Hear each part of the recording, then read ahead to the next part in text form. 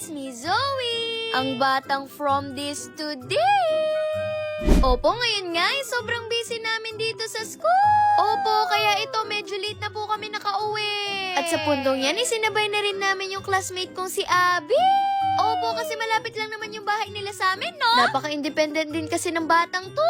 At tuwang-tuwa nga daw po siya kasi makakatipid siya ng pamasahe. Pero hindi niya alam, ililista ko yun. Hoy, Zoe, hindi ka maggagano.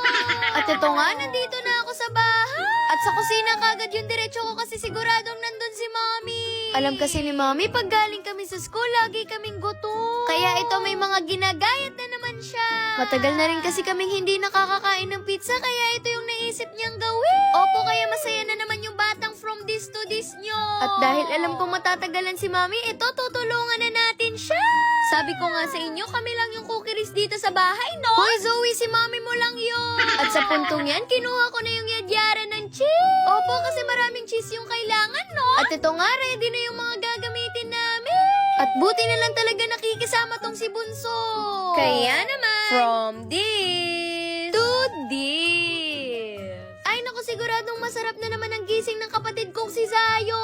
Habang kami ni Mami dito, nahihirapan. Hoy, Zoe, hindi ka magdadrama.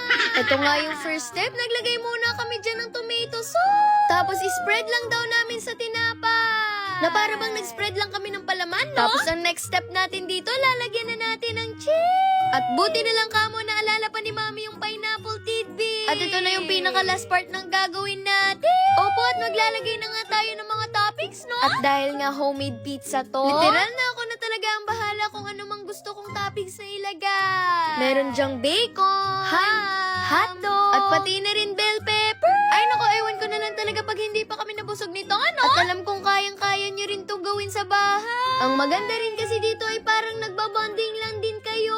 Aminin nyo, pwede na talaga kaming maging pizza maker eh. Hoy, Zoe, imbento ka na naman. At ito na nga, nagising na yung kapatid kong si Zayo. At hindi ko talaga mapigilan papakin yung pineapple, no? Hoy, Zoe, ilalagay pa yan sa pizza nyo.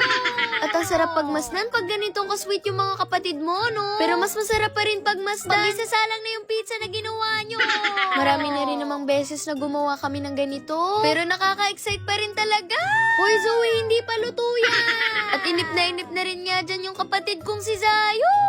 At speaking of inip na inip, sa sobrang inip ng batang from this to this, ito, nang hunting na ng mga pang-ulam.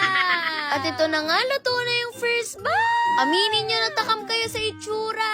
At syempre, naghanda na rin si Mami ng malamig na inumin. Na para bang nag-order talaga kami sa labas, no? Ano, Zayon, ang ganda na ng ngiti natin, na.